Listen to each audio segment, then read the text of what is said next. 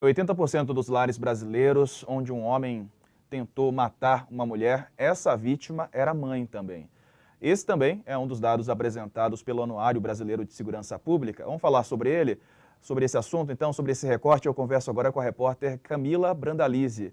Camila, boa tarde para você. E aí tem Boa tarde. um detalhe, outro detalhe que também é bem dramático nessa história toda, porque os filhos acabam testemunhando essas agressões, né, Camila? Exatamente, Diego.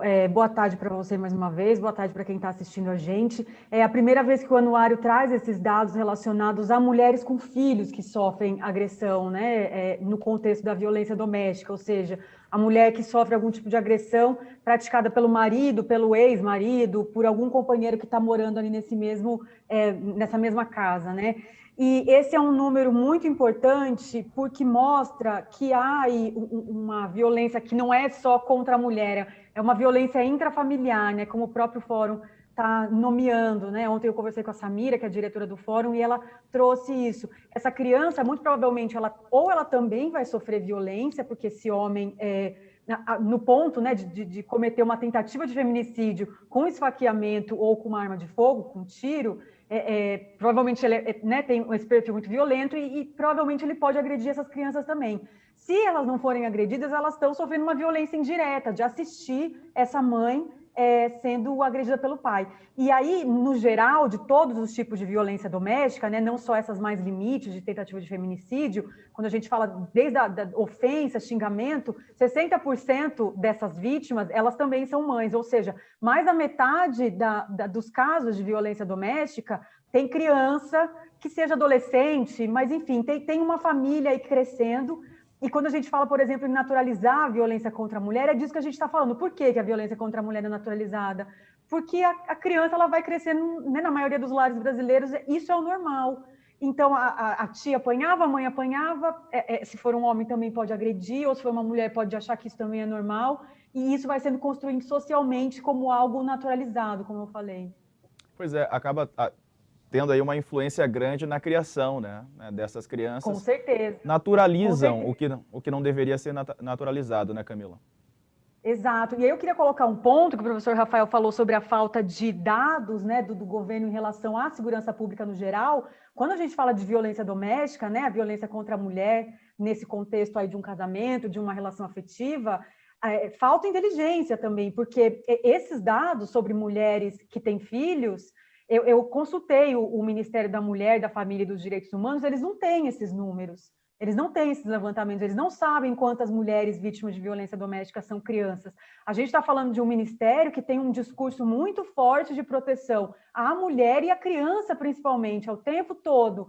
Eles não terem esses dados é algo muito sintomático. As políticas públicas não são específicas para um quadro, para um cenário que está exigindo isso, sabe? Então, essa mulher ela está numa situação de violência doméstica, toda a família que está sendo comprometida por isso. Essa criança, nesse momento de pandemia, não está saindo de casa, porque as escolas estão fechadas, então não tem nenhum profissional para perceber se há uma mudança de comportamento para poder ajudá-la. Eu acho que sempre foi assim, né? A primeira vez que a gente tem esses dados, eu acredito que esse número sempre deva ser assim. As mulheres são mais vulneráveis por terem filhos, né? Fica mais difícil sair de uma situação de violência, de um casamento violento.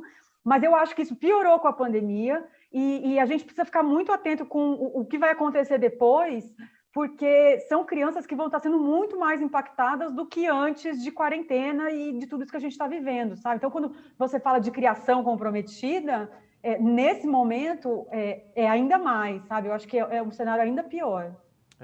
E a gente tem noticiado muitos casos mesmo, né, de mulheres assassinadas, de feminicídios. Eles têm aumentado, a pandemia trouxe mais números. É uma realidade que deve ser encarada aí pelo governo, né, Camila? Exato. Os números, na verdade, Diego, o anuário mostra isso, o feminicídio cresceu muito pouco, se eu não me engano, 0,7%, que é um caso que obrigatoriamente vai ser registrado, né?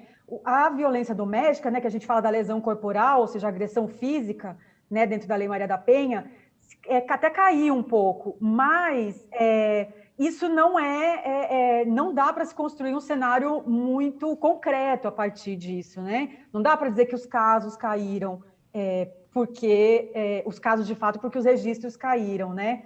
Então, a perspectiva que se tem é que a violência aumentou, só que a gente não tem isso palpável, sabe? Não se sabe que números são esses ainda.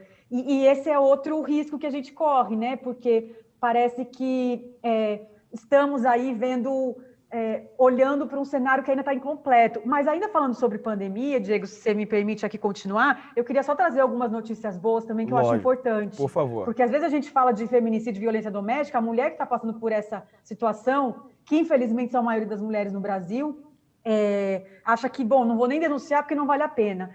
Esse ano, o anuário mostrou que os pedidos de medidas protetivas aumentaram e as chamadas de emergência para a polícia militar.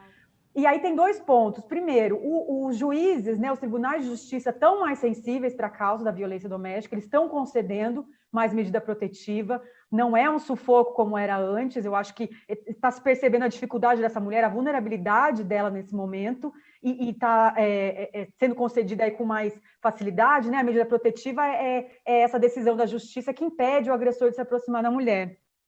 E quando a gente fala do aumento das chamadas para o 190, é bom lembrar que nem sempre é a vítima que chama, né? Pode ser um vizinho, pode ser alguém que está morando na mesma casa que ela. E isso também é minimamente esperançoso, porque a gente pode pensar, no mínimo, que há uma sensibilização um pouco maior para o tema. Então, se o nosso judiciário, né, se fala muito sobre ser machista e tal, se está se concedendo mais medida protetiva, a gente tem um avanço aí. Se tem mais chamada de emergência, as pessoas estão sabendo mais onde procurar ajuda, pelo menos nesse momento limite aí dentro da emergência mesmo. Então, acho que são 2 pontos aí positivos que é bom a gente ressaltar também.